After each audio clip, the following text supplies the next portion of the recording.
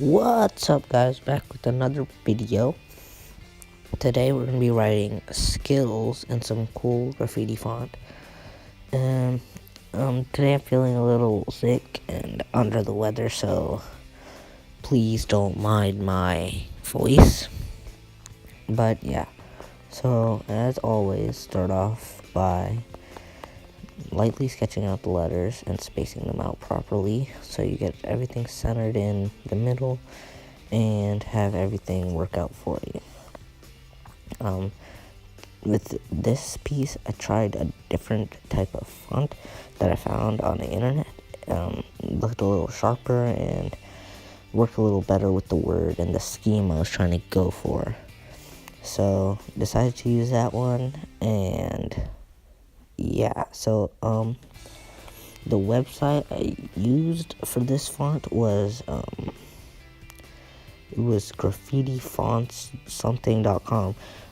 All you really have to do to find it is a search up in Google, like graffiti letter A, and then it'll come up with it's like an orange banner on top, and just click on visit site, and it'll take you with to all the letters that you need.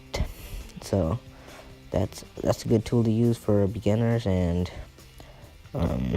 people who are looking for a new style. So yeah, here I messed up a little with the K, so it took a little revising, erasing and stuff, but I got it in the end.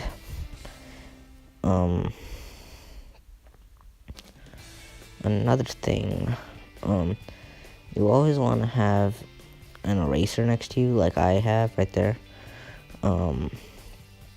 Or you can use your eraser on your pencil, but I prefer the eraser separate because those always work better and erase lines more. Because a pencil eraser, especially a wooden pencil eraser, I wouldn't really rely on those. Because they smear and they sometimes aren't ready to be used. And if you're wondering what markers I use to color in my pieces, they were $20 on Amazon. They're spelled OHUH. I don't know how to pronounce that. It's from China, I believe, but they cost $20 on Amazon, and they come with 40 colors with 2 tips. They have the broad tip and the fine point tip, so that's a very good price for near professional markers. I haven't had any problems with them, except for the fact that some of the yellows are a little dull, and yeah, that's pretty much all the problems I had. Just the yellow color, and I mean, it still works out pretty good, but just sometimes not as bright as I want it to be. So yeah, I finished off the pencil outline, and I felt like I needed a little something more. So I kept looking and looking, and I finally found something that I could use. I would just add arrows to the S and to the Z to make it match more of my style that I was going for. So a little style like real street art. So I just took the end off the S, took the end off the Z, and pointed arrows. Oh my gosh. Created pointed arrows out of them to make it look better. So as you see, it looks a lot better than just ending it off right there, and it gives you more of that style I was going for. And then I'm using one of those markers I told you about. Comes with the set. It's a black, because my Sharpies ran out, so I just decided to use this black marker. Worked pretty well. Same thing. I mean, I didn't really feel a difference, except it was smoother to write with, so I guess it could be a little more difficult to write with for some of you guys. But yeah, so that's pretty much the only thing that's different about this marker and a Sharpie marker. I mean, even I felt like it gave a little more black look than the Sharpie did. A little darker and more something that'll pop out than something in a Sharpie. So here I'm just still finishing the L and the whole thing. You want to take your time on this so that you can make it look good. You want to make it look good always. You never want a non-good looking product. Your finished product looks good. That's what you need to be. You need to be proud of your finished product. You need to be, how do I say this? You need to be proud to sign your name right there at the bottom of the page or below your graffiti. My bad. Below your graffiti. Let's talk about that. When you sign your name, you don't really want to sign your name. You want to sign your tag. So my tag is DA Boss, Da Boss. So yeah, like for draw like a boss. So I have a little design. You don't want to put design to every letter because then it won't look good. Put design to the first letter or the last letter, especially if you're starting out, because then it'll look good. Like, you don't want to design every letter and then just have it look kind of weird. And then you want to have like a little design around it, underneath it. Like, I like to put these little two circles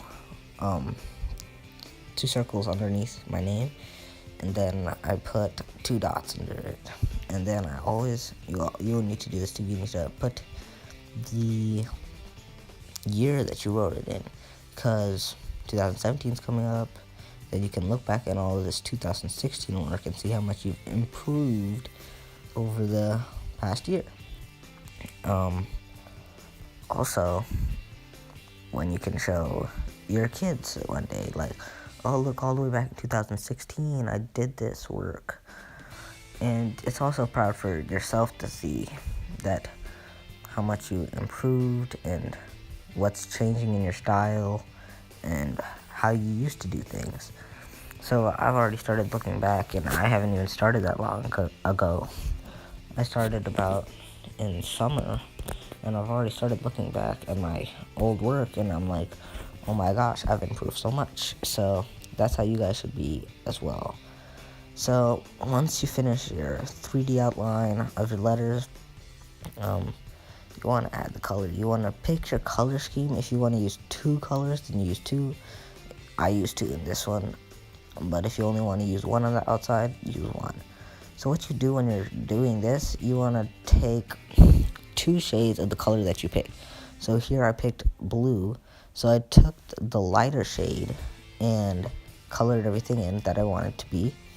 And then, as you see me do at the end, what you want to do is you want to take the darker shade of that same color and just do the same thing, like overlap them, and it'll look so good. So when I finished doing that blue, I felt like it still needed some more color. So when you feel like this, add something in the inside. So I decided to pick green to contrast with the blue. And you don't want to color in the whole letter. I mean, sometimes you can, but I like to color in the top half and look like it's dripping down the top to the bottom. And then at the bottom, you put in like bubbles of the green, like filling up at the bottom. So that makes it look good. And you want to do the 2 shades of green thing in this as well. So 1 shade of green at the top, and then just fill it in at the bottom. So here I'm still coloring in the green and filling in the bottom. And you want to make your drips sort of uneven. Like if you have your S drips going about halfway down the letter, make your K drips a little up higher, and then make your I drips a little lower. So just make it staggered a little. Not too much, because then it won't look good, but just enough that it's not the same all the way across. So as you see now, I'm taking my darker shade of green and just bubbling in, just like with bubbles, literally. Just taking, not even bubbles, just circles. I'm just putting circles inside of the lighter green and putting dots. So that makes it really look good. Like I used two different colors completely, well, which is kind of is, but it still contrasts well. So then I took the darker shade of blue as well, did the same thing, added circles and dots on top of the light blue that's already there. You just want to overlap it a little bit. You don't want to like completely overdo it, but you just want to overlap what you've already had a little bit and put some extra dots of the different color in. Because if you do it too much, then it won't look good. If you don't do it enough, it also won't look good. So you have to have just good amount of contrast. And then you want to have some big circles here, maybe some little circles there.